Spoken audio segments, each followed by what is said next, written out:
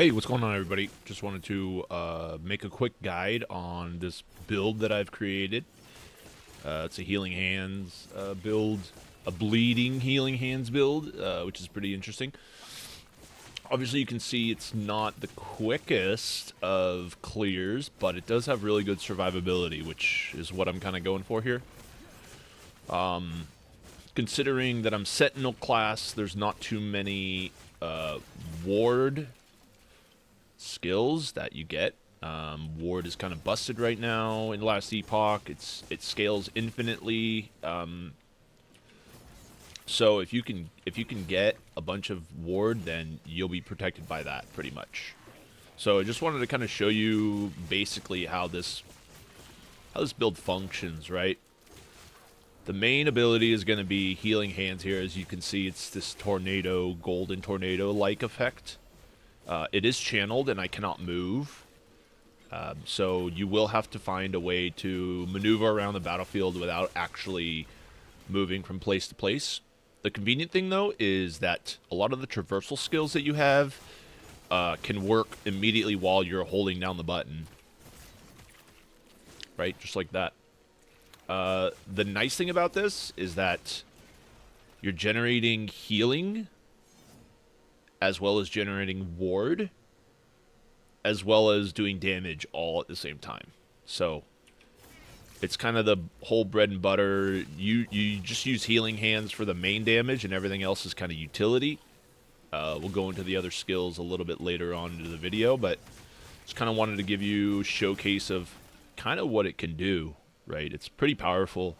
A lot of room for improvement, and I'm hoping that just inspires other players to make their own build and not really go off of what, you know, Last Epoch Tools has or other websites of that nature. So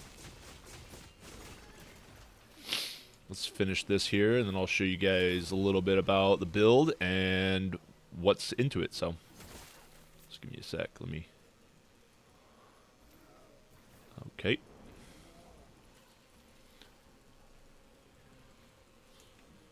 Both Imperial Watchers.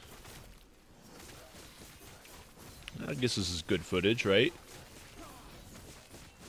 What's nice, you see these little, like, yellow bolts flying across. Those are holy bolts. Those are something I've kind of added recently to the spec. Really helps with kind of pulling enemies in, as well as, like, ranged enemies. Have a really strong tendency to not move forward, so... it's really good for the sense that you're building up, you know, area around where you're attacking and bringing monsters in, grouping them up. Right, so something like that, right? You could obviously see that I was in a little bit of a bind, but just holding down the right mouse button and everything kind of died. So let me kind of show you, you know, what it is I've got going on here. And then we can kind of check out a little bit more about, you know, what everything is. So let me just pull this up here. All right, so this is the character planner that I've created. Basically, you know, it's still a work in progress, but the one thing I want to highlight about this is that we're going for straight bleed chance, okay?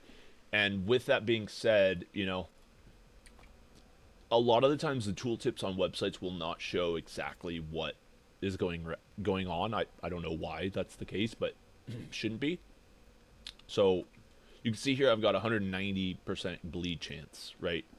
That bleed chance does not add this 120 melee bleed chance because I'm not attacking, right, on the character sheet. So realistically, I've got about 310% crit or bleed chance rather, which is really nice. About 3 stacks every single hit, and you do 4 attacks a second, so that's about 12 attacks every second, or rather 12 bleed stacks every second, which is pretty good. You get that up a little bit higher as well.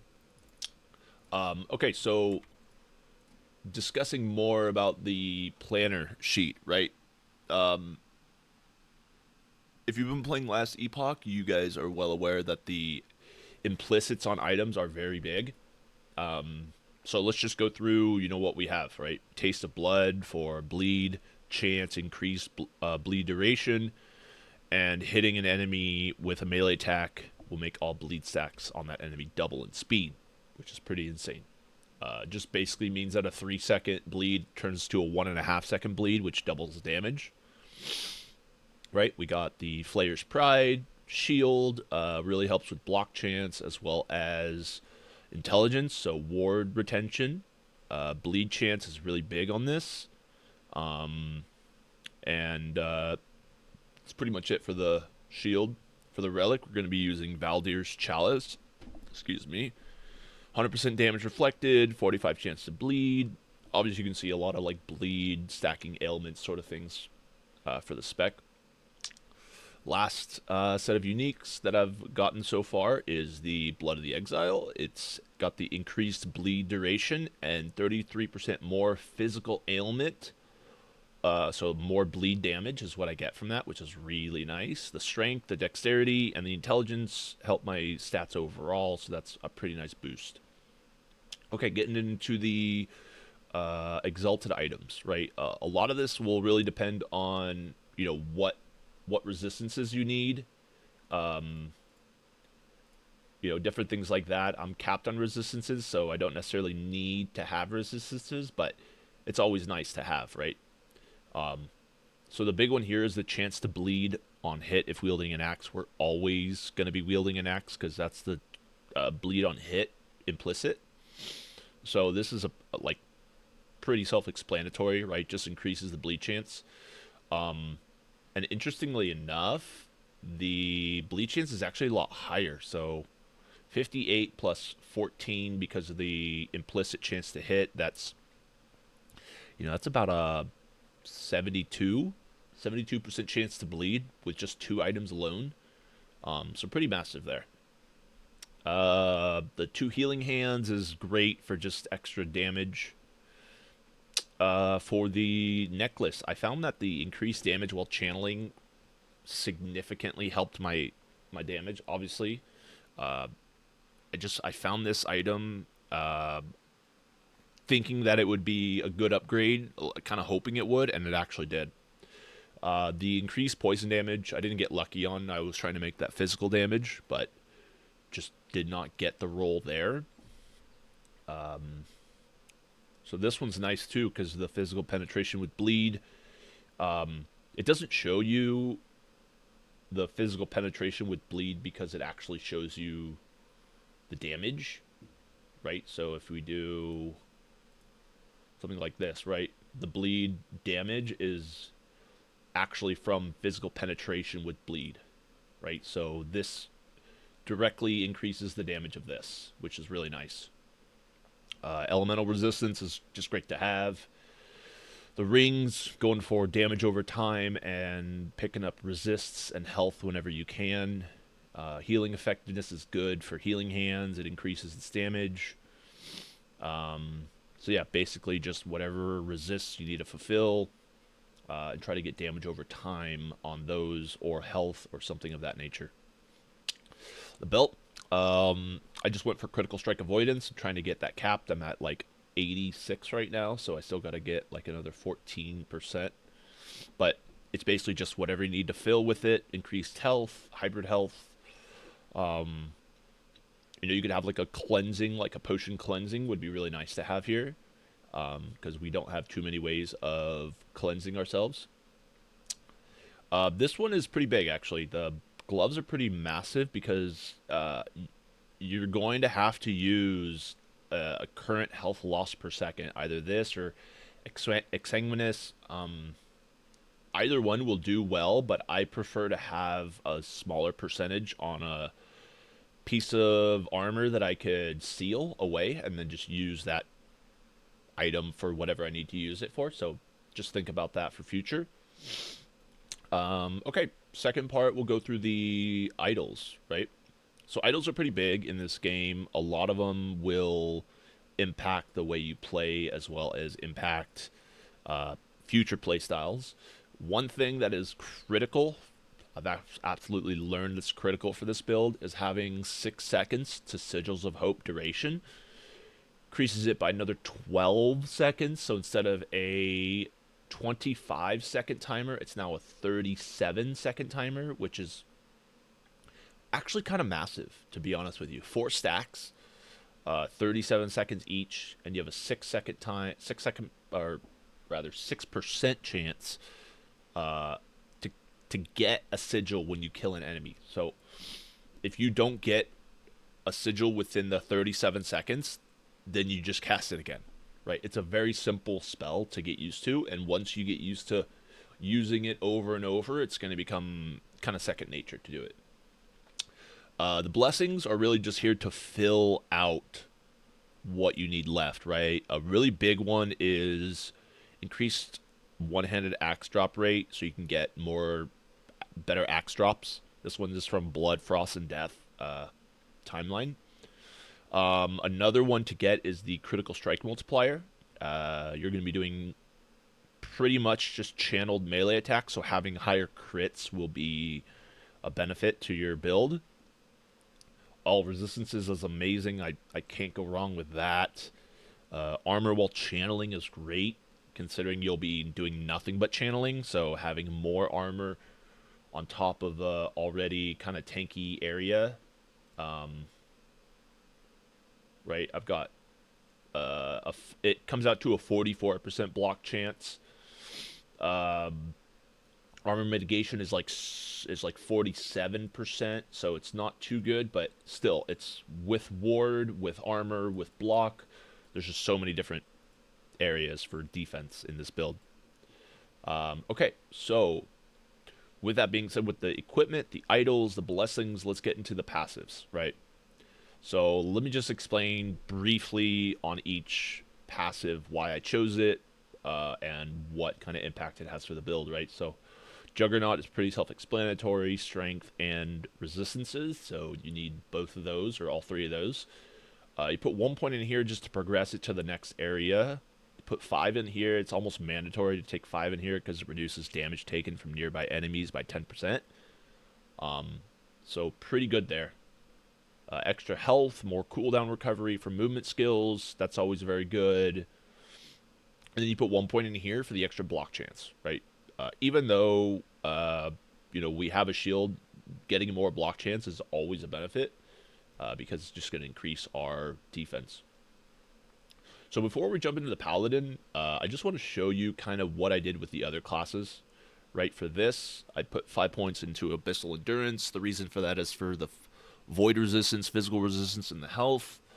5 points in World Eater for the Leech portion of it, so I don't have to worry about spamming any kind of heal at all, because healing hands is a heal.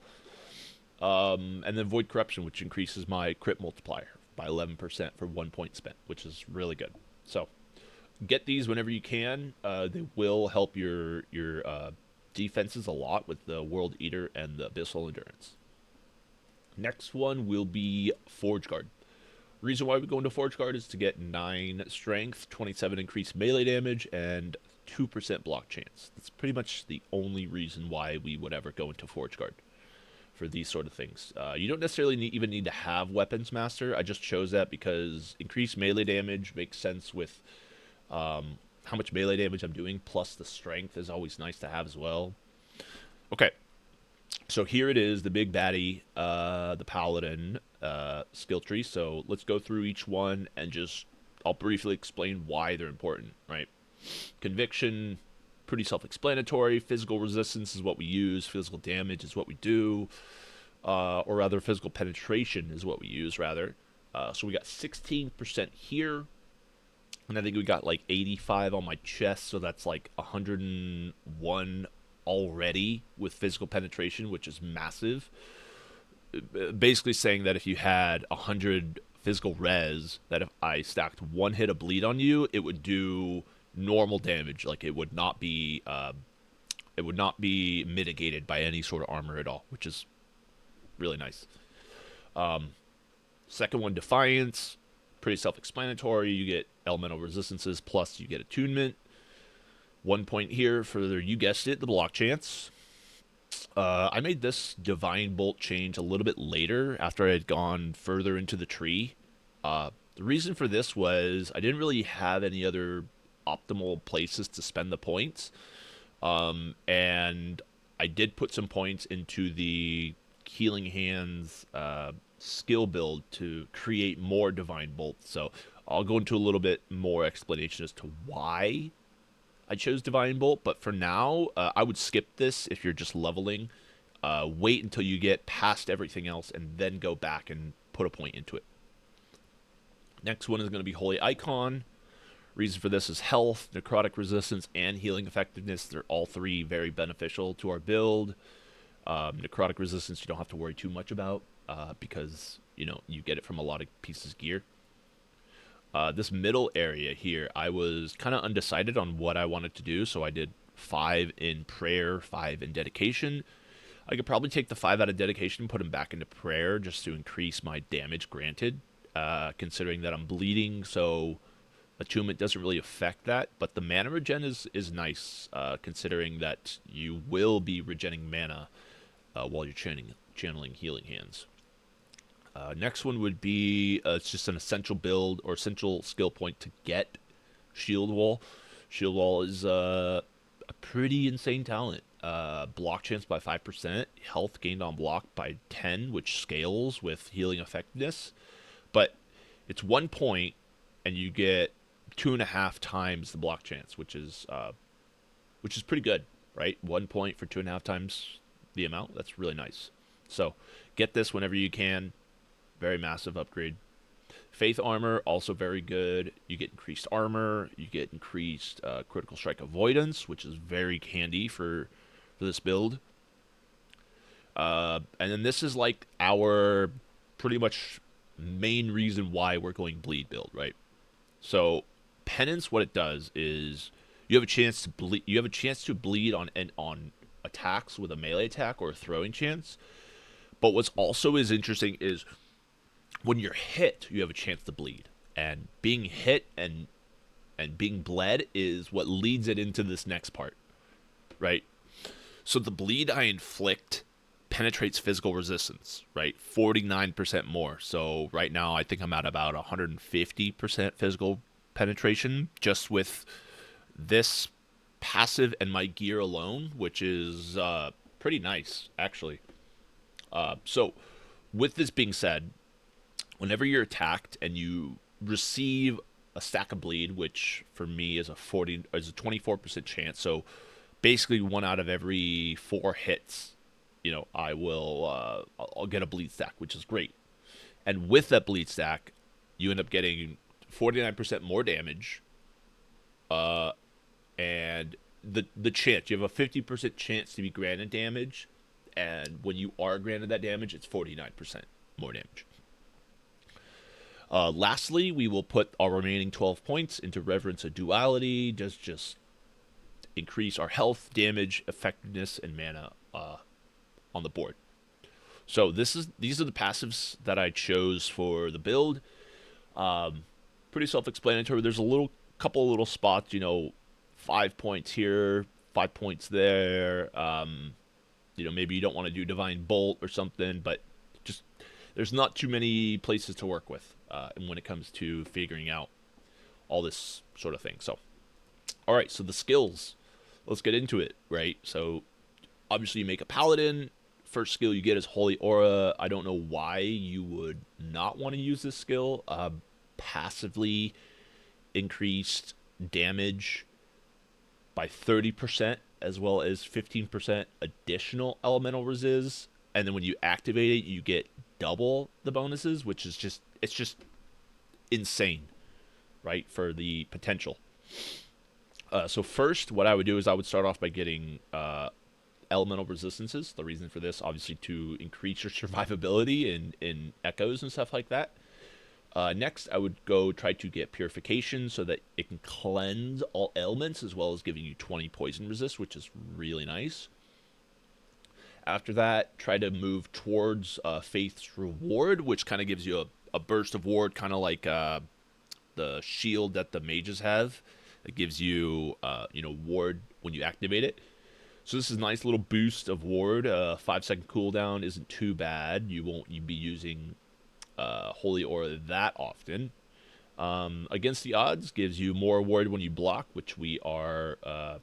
We have a considerable block chance. And then lastly, just more physical damage, right? So when you activate Holy Aura, you'll do more bleed damage, you'll do more melee damage. It's just all around good package to where, you don't really have to worry about unspent points. So the next one, I don't know why I have one extra point in here.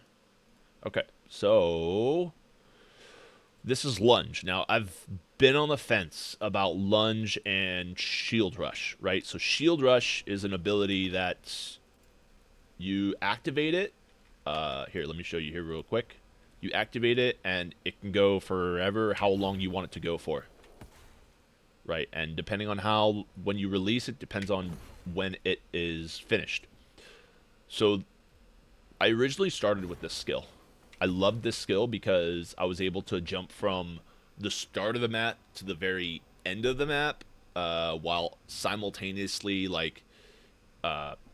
going through, picking up enemies, damaging mobs, trying to find rare enemies that I could kill along the way. It was just a very convenient and super fun way to sort of just go through the map and not really worry about other enemies.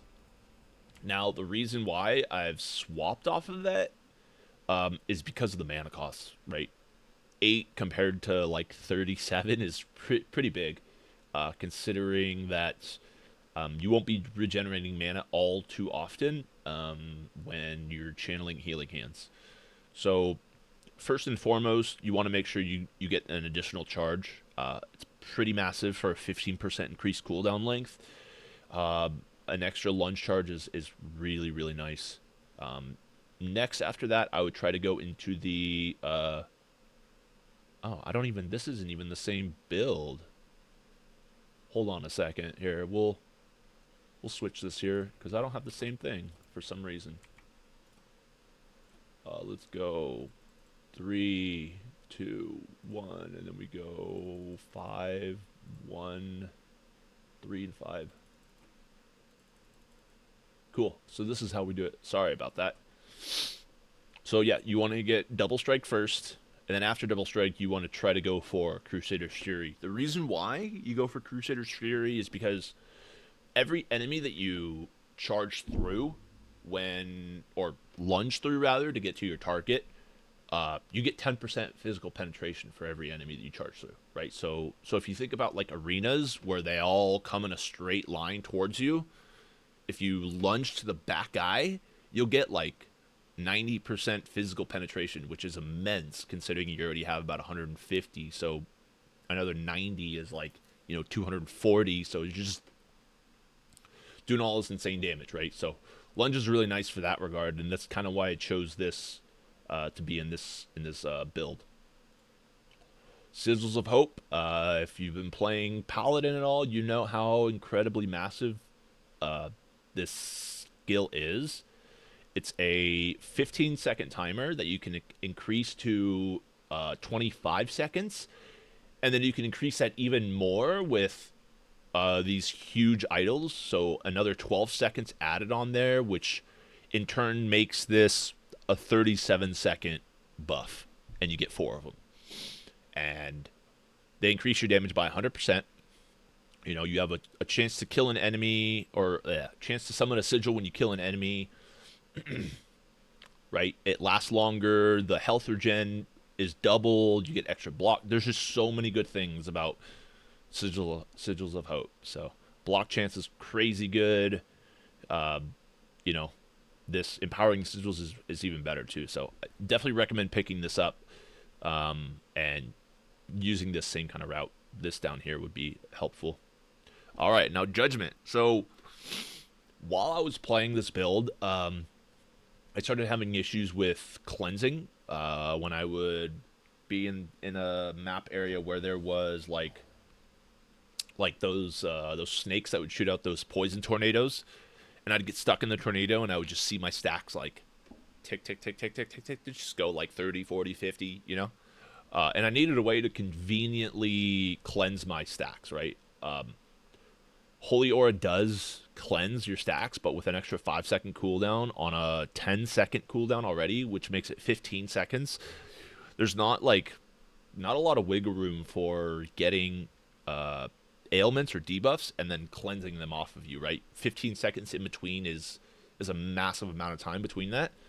So I had to find a way to get a cleanse that was a lot more reliable, where it didn't cause me to use a potion, because potions are they're finite. You can definitely run out of them, and it would be kind of crazy to have a bunch of debuffs on you and have no potions, right? So I didn't want to go towards the potion cleansing.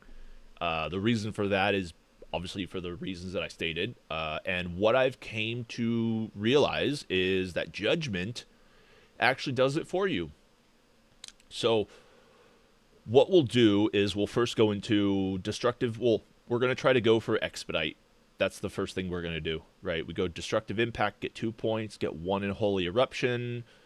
So it does damage and kind of blows up. And then we do Cleansing Light to cleanse the ailments, and then Consecrated Ground. The reason why we do Consecrated Ground is because the cleanse will be quicker. If we don't do Consecrated Ground, if we don't do Expedite, rather, the Consecrated Ground will last for 4 seconds. So you slam, and it's 1, 2, 3, 4, boom, and then it cleanses your ailments, right? And you don't want that. You want it to be like slam, cleanse, slam, cleanse, slam, cleanse. That's what you want. So you get the minus duration to that, which really, really helps with everything. Now you'll have like 7 points, just kind of put wherever you want. I chose to do more damage, more healing. It's not really necessary. I don't really use Judgment for damage. I just use it for the cleanse, basically, and some of the heal. And this, I just chose hit against high health just because, I'll be going against bosses and things like that, and I want to do more damage against them. All right. So, this is where all the magic happens, right? I've been playing Healing Hands builds for quite a while, considering, when 1.0 released, and I've tried a lot of different things. Now, a piece of advice that I have learned with this skill is you can be ranged heal with no target. You could be a channeled melee, which is what I am, or you could be a channeled spell, right? There's 3 different options you can choose for this spell. You either do this one, which hits enemies within its area of effect, which is essentially like a ranged spellcaster. You do this one, which is what we are, which is a channeled ability, 4 times a second, regardless of cast speed. And it drains your mana. And it says you do not regenerate mana while channeling, but that's I think that's a bug, to be honest with you. And then this is the Skyfall. This is what we're not going to do, but you have the option to do a spell build if you want to. Deals fire damage over time to enemies around the target and heals allies within the area, which is pretty crazy. I did try picking this up, and the damage was like really small. It was like 400. I'm doing like 1,500, 2,000, 2,500 every hit, and doing like 400 for a spell was terrible. So I decided to opt out of that and went a different route. Now, first, the one thing that you need to do when you first get this skill is get Searing Light, Purity of Thoughts, and max out Blessed Perish. The reason for this is because it's an 11 mana cost spell. With these 2 spells, with these 2 talents, it makes it so that it's a 0 cost spell, right? So essentially, you will be regenerating mana, even though this says you will not regenerate mana. I don't know why the mana cost per second doesn't impact these, but it doesn't. So with that being said, the next area to get into is the Seraph Blade, which converts our melee attack into which converts our spell damage into a melee attack, right? And then lastly, we pick up additional spell damage based on healing effectiveness, and then we do Halted Scourge and Turn Undead. The reason why we do these is because I think 75% of the monoliths are either void or undead, so it doesn't make sense not to take this, right? More damage for undead, uh, less damage taken from necrotic. It's a no-brainer, right? So that's pretty much the build, right? Just wanted to kind of showcase like what other weapons could possibly be useful for this. I've thought about using this just for the 100% bleed chance. There's no there's no real like benefit like this one with the bleeding stacks. But it would just be kind of to see how much damage I can do, right? Increased bleed duration, which is really nice. It's a little bit longer than that. Another weapon that I was having a lot of success with. Let me pull it up here. I know I'm so disorganized here. There was another axe. This is pretty nice. I was using this for a while.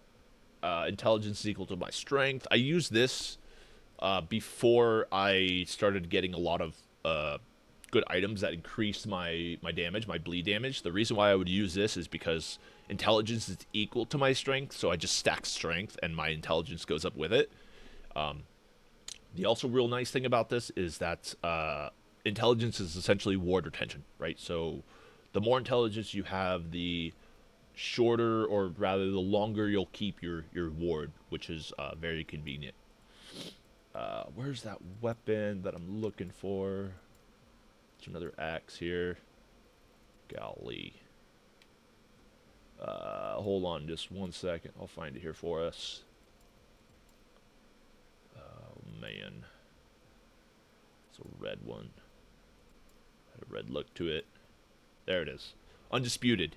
Right? So I originally made this build with this weapon in mind, and the reason why is because of the 5% increased physical damage for each recent melee hit against a bleeding enemy, and we're going to be doing nothing but bleeds on enemies. So I figured this would be a nice way to sort of increase the damage as I'm doing damage. So like for boss fights, this would be something that I would use just because the longer the fight goes on, the more damage I'm doing, considering that I'm doing more physical damage, and adding more physical damage increases my bleed damage.